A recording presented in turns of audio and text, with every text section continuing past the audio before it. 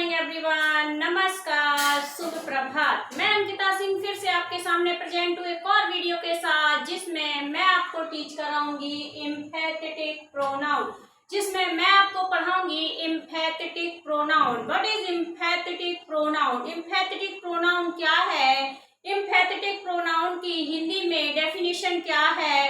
एम्फैथेटिक pronoun के examples क्या हैं? आइए तो स्टार्ट करते हैं एम्फैथेटिक प्रोनाउन। वीडियो को स्टार्ट करने से पहले आपसे रिक्वेस्ट है कि आप एक बार वीडियो को लाइक, शेयर एंड सब्सक्राइब जरूर कर दें, क्योंकि आप जानते हैं कि वीडियो बनाने में मेहनत लगती है। सो आइए स्टार्ट करते हैं emphatic pronoun. Emphatic pronoun means दृढ़वाचक सर्वनाम। एम्फैथेटिक प्रोनाउन मीन्स दृढ़वाचक सर्वनाम। Definition of emphatic pronoun. Definition of emphatic pronoun. Emphatic pronoun की डेफिनेशन क्या है? एम्फैथेटिक प्रोनाउन, एम्फैथेटिक प्रोनाउन की डेफिनेशन क्या है? तो आइए देखते हैं। एम्फैथेटिक, एक मिनट, एम्फैथेटिक प्रोनाउन की डेफिनेशन क्या है? एम्फैथेटिक प्रोनाउन की डेफिनेशन है, एम्फैथेटिक pronoun are used to, empathetic pronoun are used to, empathetic pronoun are used to put some emphasis on either noun or pronoun. empathetic pronoun वो pronoun होते हैं जहां पर नाउन और प्रोनाउन पर जोर दिया जाता है, बल दिया जाता है, दृढ़ता के साथ बात की जाती है, वहां पर एम्फैथेटिक प्रोनाउन होता है। एम्फैथेटिक प्रोनाउन वो प्रोनाउन है जहां पर नाउन या प्रोनाउन पर जोर दिया जाता है, या फिर कह सकते हैं कि बल दिया जाता है। किसी भी नाउन या प्रोनाउन पर बल देकर बात की जाए या जोर देकर बात की जाए, या फिर उस पर उससे दृढ़ता पूर्वक बात की जाए, तो वह एम्फैथेटिक प्रोनाउन होता है। एम्फैथेटिक प्रोनाउन के, emphatic pronoun, reflexive pronoun and emphatic pronoun have identical form. आपने देखा होगा कि जो एग्जाम्पल हमने आपके रिफ्लेक्सिव प्रोनाउन में पढ़े हैं, वही एग्जाम्पल हमें एम्फैथेटिक प्रोनाउन में भी देखने को मिलते हैं। तो आइए हम समझते हैं कि कैसे हम समझेंगे कि इसमें एम्फैथेटिक प्रोनाउन है या फिर रिफ्लेक्सिव प्रोनाउन है। तो आइए आगे देखते हैं कि एम्फैथिसिस मीन्स होता है बल प्रदान करना, दृढ़ता प्रदान करना, बल प्रदान करना या दृढ़ता प्रदान करना या जोर देना। एम्फैथिसिस मीन्स क्या होता है? बल प्रदान करना, दृढ़ता प्रदान करना या जोर देना। एम्फैथेटिक प्रोनाउन के एग्जाम्पल है myself, himself, herself, yourself, yourselves, ourselves, themself, itself, etc. Emphatic pronoun के हम जो डेफिनेशन यहाँ देख रहे हैं, जो डेफिनेशन की लिस्ट हमारे सामने एम्फैथेटिक प्रोनाउन की आई है, यही हमने रिफ्लेक्सिव प्रोनाउन में भी पढ़े हैं। अब हम कैसे आइडेंटिफाई करेंगे कि इसमें एम्फैथेटिक प्रोनाउन है या फिर रिफ्लेक्सिव प्रोनाउन है? एम्फैथेटिक प्रोनाउन में किसी भी नाउन या प्रोनाउन पर जोर दिया जाता है, बल दिया जाता है या दृढ़ता के साथ बात की जाती है, वहां एम्फैथेटिक प्रोनाउन का यूज होता है। और रिफ्लेक्सिव प्रोनाउन का यूज वहां होता है जहां डूअर और रिसीवर एक ही होते हैं।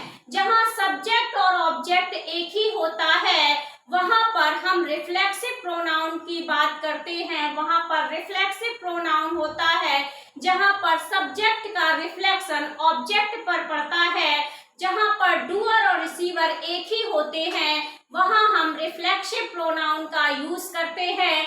जहां पर नाउन और प्रोनाउन के साथ जोर दिया जाता है, बल दिया जाता है, वहां एम्फैथेटिक प्रोनाउन होता है। तो आई विश आपकी कंफ्यूजन दूर हो गई होगी रिफ्लेक्सिव प्रोनाउन और एम्फैथेटिक प्रोनाउन की। आइए आगे देखते हैं position of emphatic pronoun in a sentence. Sentence में में एम्फैटिक प्रोनाउन की पोजीशन क्या होगी? सेंटेंस में स्ट्रक्चर है एम्फैटिक प्रोनाउन का। सबसे पहले हम एम्फैटिक प्रोनाउन में सब्जेक्ट का यूज करेंगे, उसके बाद एम्फैटिक प्रोनाउंस का यूज करेंगे, उसके बाद हम वर्ब का यूज करेंगे, उसके बाद हम अदर वर्ड का यूज करेंगे। सबसे पहले हम सब्जेक्ट का यूज करेंगे, फिर आपके एम्फैटिक प्रोनाउंस का यूज होगा, फिर आपके वर्ब का यूज होगा, एम्फैटिक प्रोनाउन का यूज होगा, उसके बाद अदर वर्ड का यूज होगा। इसके दो स्ट्रक्चर बनेंगे, फर्स्ट स्ट्रक्चर तो इसका हो गया subject plus एम्फैटिक pronoun plus verb plus other word. दूसरा स्ट्रक्चर है subject plus verb plus other word plus एम्फैटिक pronoun. एम्फैटिक pronoun के स्ट्रक्चर दो बनेंगे, एक में एम्फैटिक प्रोनाउन सब्जेक्ट के तुरंत बाद आएगा और दूसरे स्ट्रक्चर में एम्फैटिक प्रोनाउन अदर वर्ड के बाद यूज किया जाएगा। फर्स्ट स्ट्रक्चर में एम्फैटिक प्रोनाउन सब्जेक्ट के तुरंत बाद यूज होगा और सेकेंड स्ट्रक्चर में एम्फैटिक प्रोनाउन आपके अदर वर्ड के बाद यूज होगा आफ्टर अदर वर्ड। तो आपको ये स्ट्रक्चर समझ में आ गया होगा। अभी हम इसको क्लियरली समझते हैं एग्जाम्पल्स के साथ कि किस तरह हम एम्फैटिक प्रोनाउन का यूज करते हैं। आइए देखते हैं। इसमें मैंने कहा आई डू इट, इसमें मैंने क्या कहा? आई डू इट, मैं इसे किया। इसमें मैंने क्या कहा कि मैं इसे किया, आई डू इट, या मैंने इसे किया।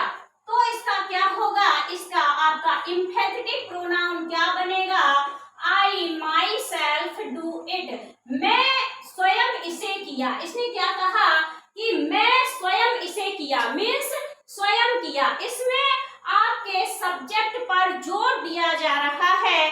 क्या कह रहा है कि मैं स्वयं इसे किया, मैंने स्वयं ये कार्य किया है। तो इसमें सब्जेक्ट पर जोर दिया जा रहा है। इसमें माई सेल्फ का एम्फैसिस किसमें पड़ रहा है? आई पर पड़ रहा है। मीन्स में जोर दे रहा है कि मैंने इसे स्वयं किया है। तो ये आपका क्या हो जाएगा? एम्फैटिक प्रोनाउन हो जाएगा। नेक्स्ट, ये तो आपका था फर्स्ट स्ट्रक्चर के अकॉर्डिंग। सेकंड स्ट्रक्चर के अकॉर्डिंग क्या होगा? I do it my self, इसका भी यही होगा कि मैं स्वयं इसे किया। इसका भी मीन्स यही होगा कि मैं स्वयं इसे किया। तो ये आपका सेकंड स्ट्रक्चर के अकॉर्डिंग देखिए, सबसे पहले मैंने सब्जेक्ट किया, उसके बाद मैंने वर्ब यूज किया, उसके बाद मैंने ऑब्जेक्ट यूज किया, उसके बाद मैंने एम्फैटिक प्रोनाउन यूज किया। ऊपर वाले में मैंने क्या किया था? सबसे पहले सब्जेक्ट यूज किया, उसके बाद एम्फैटिक प्रोनाउन, उसके बाद वर्ब और उसके बाद अदर वर्ड का यूज किया। नेक्स्ट है आपका he himself went, मैं स्वयं ही गया, मैं स्वयं ही गया था। he himself went, मैं स्वयं ही गया था। तो अब क्या होगा? he went himself, ये आपके फर्स्ट स्ट्रक्चर के अकॉर्डिंग है। he himself went, सब्जेक्ट के तुरंत बाद हमने एम्फैटिक प्रोनाउन का यूज किया है। सेकंड स्ट्रक्चर के अकॉर्डिंग he went himself, यहाँ मैंने वर्ब, सबसे पहले सेकंड स्ट्रक्चर में क्या था?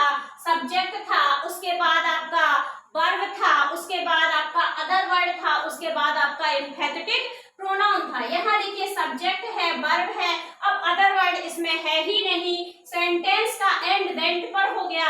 जब अदर वर्ड नहीं है तो हमने वर्ब के बाद ही एम्फैटिक प्रोनाउन का यूज किया है। नेक्स्ट है he himself went there। अब यहाँ देखिए, यहाँ अदर वर्ड आपका there है, यहाँ अदर वर्ड there है, तो यहाँ आपका सेकेंड स्ट्रक्चर के अकॉर्डिंग होगा he went there himself। यहाँ हमने सबसे पहले सब्जेक्ट यूज किया, उसके बाद वर्ब का यूज किया, उसके बाद अदर वर्ड, उसके बाद एम्फैटिक प्रोनाउन का यूज किया। Raju himself solved this question, Raju ने स्वयं ही क्वेश्चन को सॉल्व किया है, स्वयं ही क्वेश्चन को सॉल्व किया है। तो यहाँ भी देखिए, जो आपका राजू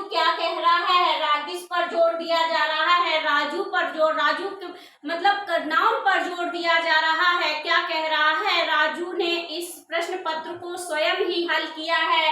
राजू ने इस प्रश्न को स्वयं ही हल किया है। मीन्स नाउन और प्रोनाउन पर जहां जोर देकर बात की जाए वहां पर आपका एम्फैटिक प्रोनाउन होता है। जहां पर डूअर और रिसीवर एक ही होते हैं। सब्जेक्ट और जहां पर सब्जेक्ट का रिफ्लेक्शन ऑब्जेक्ट पर पड़ता है वहां पर आपका रिफ्लेक्सिव प्रोनाउन होता है। सो आई विश आपको एम्फैटिक प्रोनाउन मीन्स दृढ़वाचक सर्वनाम समझ में आ गया होगा। अगर आपको एम्फैटिक प्रोनाउन समझ में आ गया हो सो प्लीज एक बार कमेंट सेक्शन में कमेंट करके जरूर बताएं। अगर समझ में ना आया हो तब भी एक बार कमेंट करके बताएं कि कहाँ आपको प्रॉब्लम क्रिएट हुई है। आपको जहां प्रॉब्लम क्रिएट हुई होगी उसे हम दूर करने की पूरी कोशिश करेंगे। सो प्लीज आई विश आपको वीडियो अच्छा लगा होगा। अगर आपको वीडियो अच्छा लगा हो तो एक बार वीडियो को लाइक करें, शेयर करें